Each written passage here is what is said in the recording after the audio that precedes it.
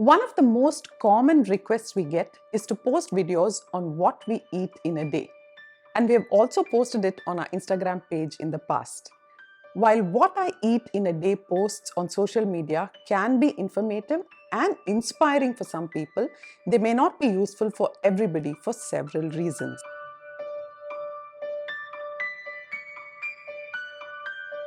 Firstly, everyone has unique dietary needs and preferences based on factors such as age, gender, health status, and physical activity level. For example, if I am someone that works out heavily, the amount of food I require might be much more than a person who is sedentary requires. So the other day, I had a patient who was diabetic and finding it difficult to control his blood sugar levels. While I was talking to him, he said he consumes ABC juice, which is apple, beetroot, carrot juice, every day in the morning. Now, while everybody on social media and otherwise promotes this as a health elixir, this is definitely the worst choice for this particular person because it's a juice that is loaded with sugar, even if it's natural sugar, and it has zero fiber, and it is just spiking his blood sugar every day in the morning. The choice of ingredients for his juice are wrong, and juicing itself is the wrong choice for him as such. And so, what works for one person may not work for another, even if they have similar goals. What I eat in a day posts may not take into account individual differences, and blindly following them could lead to inadequate or excessive nutrient intake.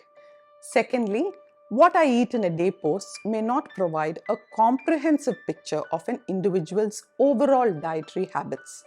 A single day's food intake does not necessarily reflect a person's long-term dietary patterns, and it may be challenging to evaluate whether the diet is well-balanced, varied, and sustainable.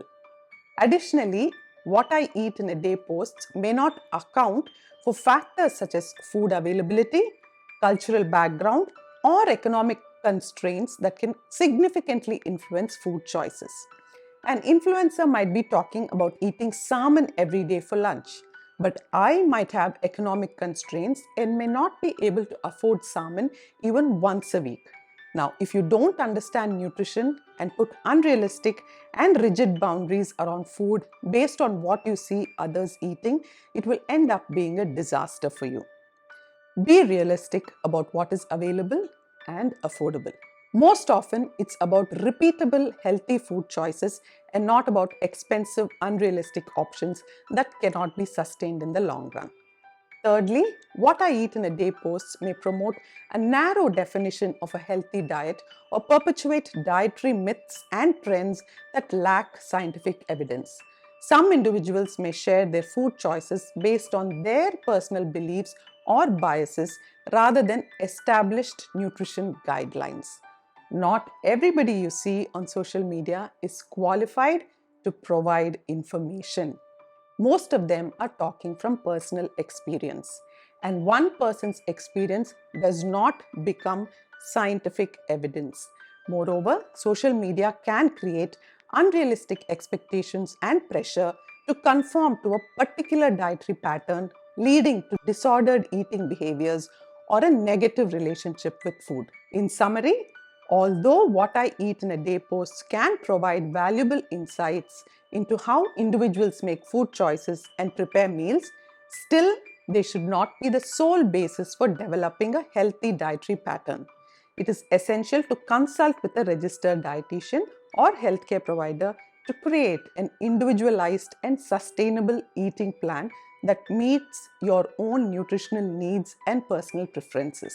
Here is what we think will work in the long run. When you think of a diet, focus more on what you can stick to and repeat day after day for a long time. And you need to figure that out for yourself or take the help of an experienced professional.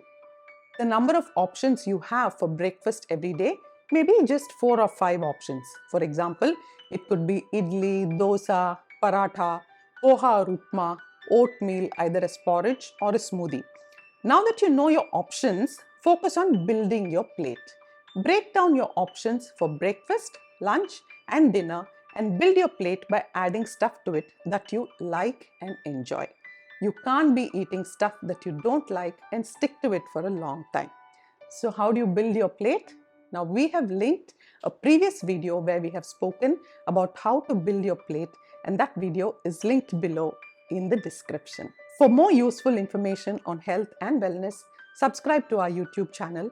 Comment below with your questions and we will get back to you as soon as possible.